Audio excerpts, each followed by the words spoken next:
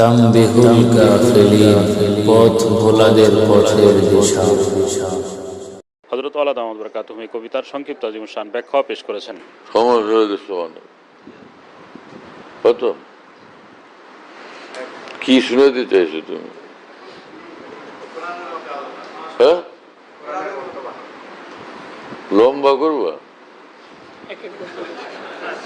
চলো চলো জলদি করো, কোরআনের মর্তবা শুনো। যারা যাইবে ভাই আগে যাও, তারপরে তুমি পড়ো। যারা আপনারা যাইতে চান, ক্ষুধা লাগছে বা জরুরি কাজটা, চলে যান। বাকিরা বসলে বাস কোরআনের মর্তবা শোনাবে। কি ব্যাপার, যাদের ক্ষুধা বেশি লাগছে অথবা অসুস্থ মানুষ, ক্লান্ত শ্রান্ত, তো যান আপনারা। কোরআনে পাকের গভীর মহব্বত নিয়ে আমার প্রাণ পেশা মুর্শিদ কুতুবে আলম আরিফ বিল্লাহ রুমিয়া জামানা হযরত মাওলানা শাহ আব্দুল মতিন বিন হুসাইন সাহেব দামাত বারাকাতুহুর লেখা কবিতা কোরআনের মর্তবা। কোরআনের মর্তবা এই প্রথম পড়তেছে এটা। 24শে মে 2024 শুক্রবার সকাল 7:18 44/6 বৈশাখী হাউজিং ঢালকানগর, ঢাকা। তোমার মতো কিতাব আমি আর তো দেখি না, তোমার মতো কিতাব আমি আর তো দেখি না। এক সাগরে এত সাগর আর তো দেখি না, এক সাগরে এত সাগর আর তো দেখি না। ওয়াহ ওয়াহ, এক সাগরে এত সাগর আর তো দেখি না। মাশাআল্লাহ। চলো চলো। প্রিয় কোরআন তোমার বুকে কি অসীম সাগর, যেই সাগরে একাকার ওই শ্রেষ্ঠ পয়গম্বর। বুক সাগরে কি অনন্ত মুক্তামণিহার,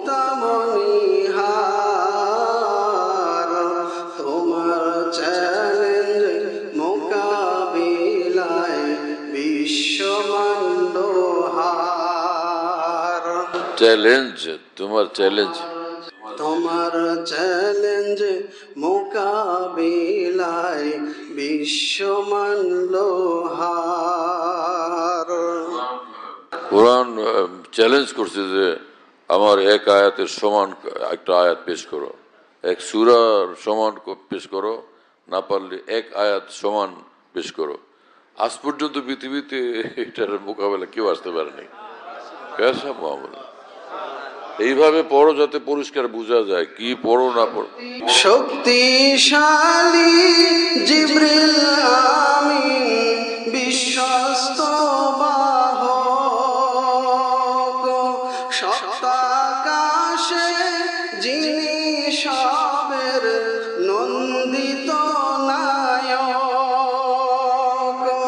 সত্যের মহা শক্তি তুমি কি যে অলৌকিক,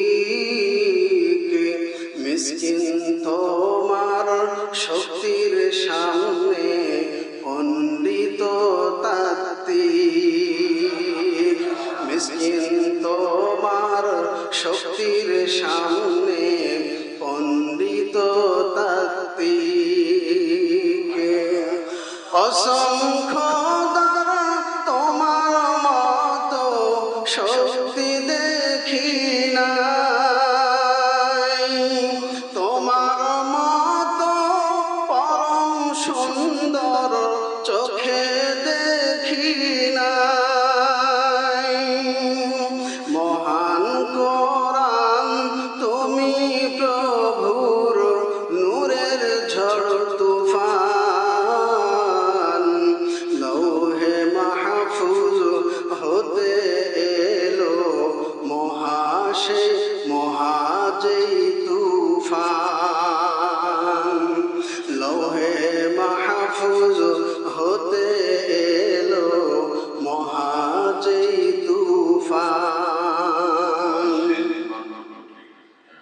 লোহে মাহফুজ হতে এলো মহাশী তুফান। এই কোরআনের এই তুফান অনুভব করতে হয়, আগে গুনাহ থেকে মুক্ত হওয়া চাই, আর কোরআনের যে ইলম সেটা শিক্ষা করা চাই আগে। ফির কোরআনে পাক পড়লে কোরআনের ঝড় তুফান অনুভব হবে ইনশাআল্লাহ তাআলা। হ্যাঁ, আল্লামা আনোয়ার শাহ কাশ্মীরি রহমতুল্লাহ আলাইহি যাই দেখতেন সব মুখস্থ হয়ে যেত। লক্ষ লক্ষ পৃষ্ঠা ওনার মুখস্থ, লক্ষ লক্ষ হাজার হাজার কিতাব একদম মুখস্থ। তো একবার হযরত হাকিমুল থানবীর সামনে একজনে বললেন যে আল্লামা আনোয়ার শাহ কাশ্মীরি এমনি কোরআনের হাফেজ না। হযরত থানবী বললেন, কি বলো এটা? অবশ্যই তিনি কোরআনের হাফেজ, সারা দুনিয়ার কিতাব মুখস্থ আর উনি কোরআনের হাফেজ না। মিশরের এক লাইব্রেরিতে দুর্লভ কিতাব, ওটা কোনো দুনিয়ার কোথাও ছাপানো ছিল না।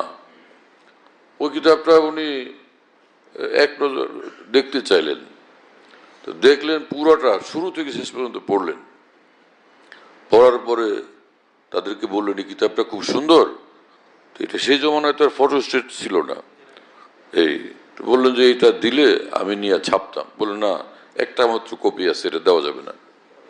উনি ইন্ডিয়াতে ফিরে আসলেন মিশর থেকে, এসে ওটা পুরোটা লিখছেন মুখস্থ, লিখে ওটাকে ছাপছেন, ছাইপা তাদের কাছে পাঠিয়ে দিয়েছেন, মিলে দেখেন তো ঠিক আছে কিনা। একদম হুবহু, একদম একবার পড়ে আসছেন, সেটা হুবহু ছেপে দিয়েছেন। তো সে আল্লামা আনোয়ার শাহ কাশ্মীরি, তিনি কোরআনের হাফেজ না? তুমি কি বলো মিয়া? অবশ্যই তিনি কোরআনের হাফেজ। না, তিনি হাফেজ না, আমি জানি। আরে আজব, কি বলো তুমি? হযরত থানবী চিঠি লিখছেন আল্লামা আনোয়ার শাহ কাশ্মীরি নিকট, আমরা তো জানি যে আপনি হাফেজ। এক লোক বলে যে আপনি হাফেজ না, এটা কি ঠিক নাকি? তো আল্লামা আনোয়ার শাহ কাশ্মীরি চিঠির উত্তরে লিখে পড়াইছেন যে আনোয়ার শাহর হাফেজ না হওয়া কোরআনের মুজিজা। এটা কোরআনের মুজিজা। কি অর্থ এটা? সব মুখস্থ হয়েছে কিন্তু কোরআন মুখস্থ হয়নি। কেন?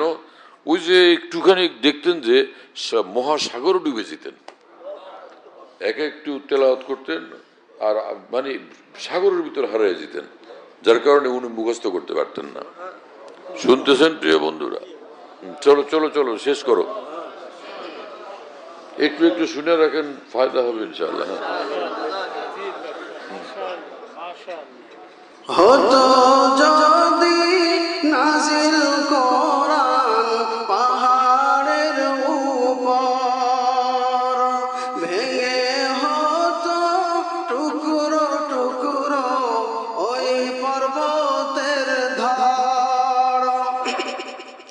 কোরআন তুমি মহান প্রভুর নূরের অসীম ফুল, তোমার মতো নাই কোনো বই শতভাগ নির্ভুল, তোমার মতো নাই কোনো বই শতভাগ নির্ভুল। আমি এটা দেখছিলাম আল্লামা কি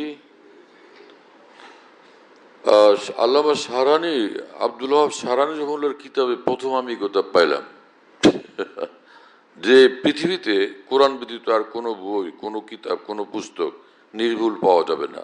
এটা কোরআনের এক মুজিজা। কোরআনের এক মুজিজা হলো যে কোরআন একদম নির্ভুল।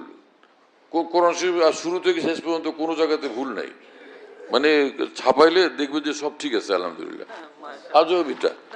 কিন্তু আর কোনো বই পুস্তক কিতাবও পৃথিবীতে আর নির্ভুল পাওয়া যাবে না, ভুল আছে। আমরা যে আরবি কিতাব পড়ি না, জায়গায় জায়গায় দেখি ভুল পাই, ছাপার ভুল, লেখার ভুল, এরকম হয়। তাহলে এটা কিরকম কথা? যাই হোক ভাই, পাইছি কোরআনের মুজিজা।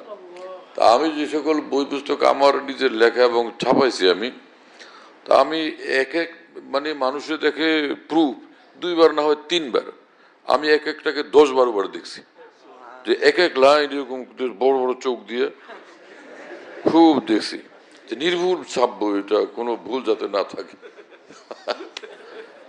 জান কুরবান করে আমি মানে কি আমার বই আমি ভুল করব কিসের জন্য মিয়া, একদম নির্ভুল ছাপবো এই আসরে ময়কার আমার এরকম করে এক একটা বানান করে করে করে করে এক এক অক্ষর এক এক শব্দ না এক এক অক্ষর দেখছি আমি, আকার ইকার উকার সব দেখছি এইভাবে খুব যে আপর আমি ভাবলাম ভুল হবে কই, আর তো একদম নির্ভুল আমি তো এটা করছি সব। ছাইপে আসার পরে পরে ভাবলাম যে এখন দেখি কি হলো, উল্টে দেখি প্রথম নজরেই ভুল ধরা পড়ছে। এরকম একবার দুইবার না বহুবার করার পর আমি বললাম আল্লাহু আকবার। পরে আমি দেখলাম যে আজ পর্যন্ত পৃথিবীতে কোরআনের পরে আসমানের নিচে কোনো কিতাব পড়ি নাই, কোনো বই পুস্তক পড়ি নাই যেটা ভুল থেকে মুক্ত আছে।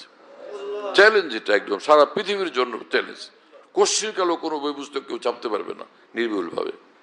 আমি আজকে এই চ্যালেঞ্জ ঘোষণা করলাম এখানে, আপনারা যে কোনো বই পুস্তক পড়েন নির্ভুল কোনো একটা পাইলে আমার কাছে নিয়ে আসবেন, আপনাকে আমি বড় আকারে পুরস্কার দেব ইনশাআল্লাহ। কথা বুঝেন নেই, আপনার যেই মান সেই মান হিসাবে আপনাকে একদম খুশি খুশি করার চেষ্টা করবো আমরা ইনশাআল্লাহ। কিন্তু যে বয়স যদি 1000 বছর হয় এর মধ্যে ইনশাআল্লাহ পাবেন না।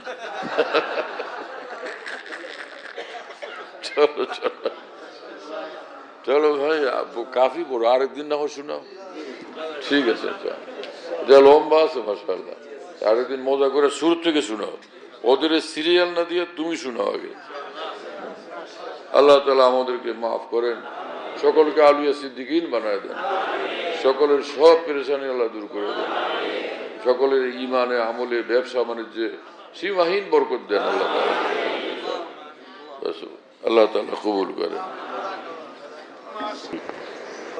আমাদের ঢালকানগর খানকাহে যেখানে আমি আছি, খানকা ইয়াদগারে হাকিমুল উম্মত, মনে রাখো, বলো খানকা ইয়াদগারে হাকিমুল উম্মত। হাকিমুল উম্মতের স্মৃতি এখানে, হাকিমুল উম্মতের কথাবার্তায় আলোচনা হয় আলহামদুলিল্লাহ, একটা নাম কিন্তু তামাম আকাবের কথাই আলোচনা হইতে থাকে আলহামদুলিল্লাহ।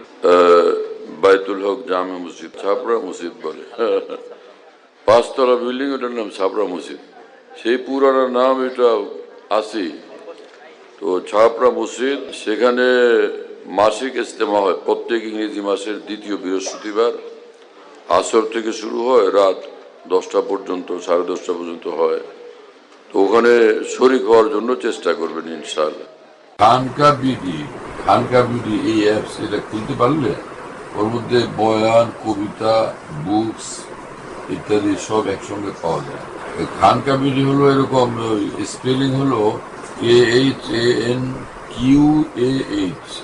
এর সঙ্গে লাগালাগি বিডি, খানকা বিডি। এই অ্যাপসটা খুললে ওর ভিতরে বয়ানগুলো পাওয়া যায়, এটা ডাইরেক্ট শোনা যায় কি, এবং ডাইরেক্ট শোনা যায়।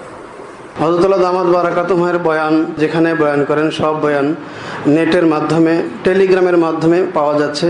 হযরতুল্লাহ দামাত বারাকাতুহু যখন বয়ান করেন, বয়ানটা আমরা দেশ বিদেশ থেকে, দুনিয়ার যে কোনো জায়গা থেকে আমরা পেতে পারি।